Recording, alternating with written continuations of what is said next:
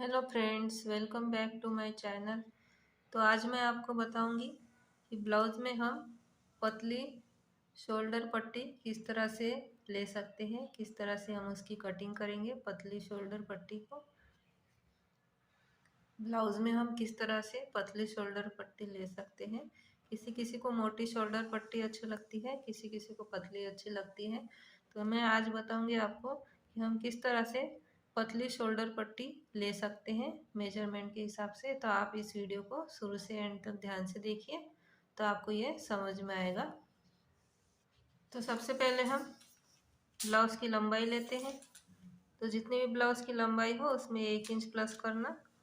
तो हम ये 13 इंच ब्लाउज की लंबाई ली है, तो 14 इंच 1 इंच प्लस किया है तो 14 इंच लिया है। तो हम इस तरह से 14 इंच पर निशान लगा देंगे। इस तरह से एक निशान लगा दिया है और यहाँ से हम इसको सीधा कर देंगे।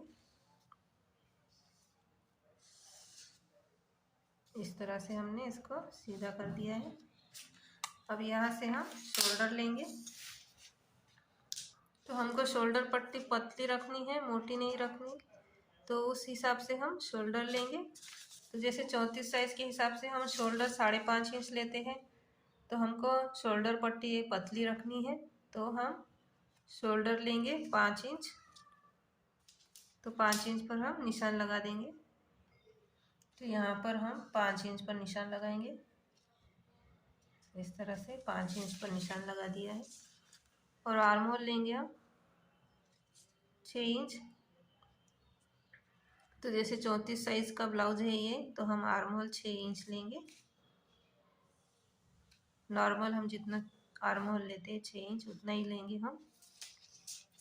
इस लाइन को ऐसे सीधा कर देंगे।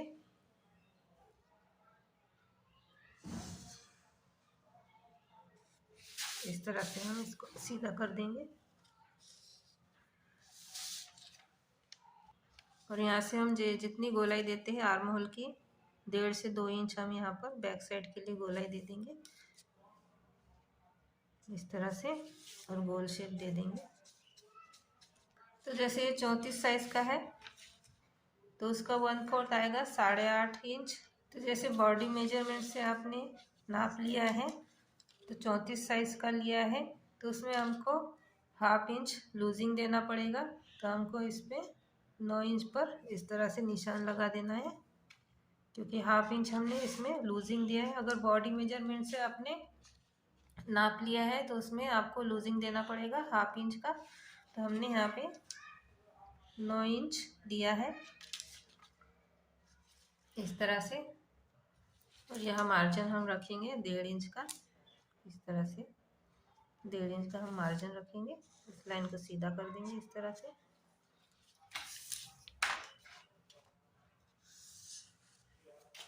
इस तरह से सीधा कर दिया है इसको।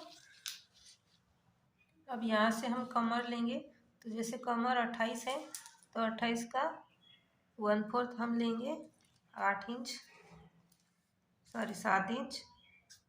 1/4 7 इंच लेंगे, प्लस उसमें टक्स के लिए 1 इंच एक्स्ट्रा लेंगे। और सिलाई के लिए हम मार्जिन हम 1.5 इंच लेंगे इस तरह से। इसको हम इस तरह से करेंगे। इस तरह से आएगा। अब हम शोल्डर पट्टी देखते हैं, क्योंकि हमको शोल्डर पट्टी पतली रखनी है। तो उस हिसाब से हम शोल्डर लिया है हमने 5 इंच लिया है। अब गले की चौड़ाई लेंगे हम 2.5 इंच पर रखेंगे गले की चौड़ाई इस तरह से। तो जैसे हमने गले की चौड़ाई 2.5 इंच पर निशान लगाया, हमको शोल्डर पट्टी रखनी है 2 इंच की पतली। तो 2 इंच की हम रखेंगे शोल्डर पट्टी। तो यहाँ से हमको 1/4 इंच यहाँ पर हमारा सिलाई में चला जाएगा और 1/4 इंच यहाँ से हमारा सिलाई में चला जाएगा। तो हमारे यहाँ शोल्डर बचेगा 2 इंच का। तो 2 इंच का हमारे यहाँ पर शोल्डर बचेगा। अब हम गले की लंबाई लेंगे। तो लंबाई जैसे 10 इंच है, तो हम यहाँ पर 10 इंच पर निशान लगाएंगे। इस तरह से 10 इंच पर निशान लगाएंगे। और यहाँ से हम यहाँ पर हम 2.5 इंच पर निशान लगाएंगे इस तरह से। और इस लाइन को सीधा कर देंगे। इस तरह से गोल शेप दे देंगे। जैसे आपको गले का डिज़ाइन पसंद हो उस तरह से आप यहाँ पर डिज़ाइन बना सकते हैं। तो हमको यहाँ पर शोल्डर 2 इंच का रखना है, कम रखना है 2 इंच का। तो यहाँ पर हमारा पाव इंच यहाँ पर चला जाएगा सिलाई में और पाव इंच यहाँ पर सिलाई में चला जाएगा। तो हमारा ये 2 इंच का शोल्डर पट्टी बचेगा।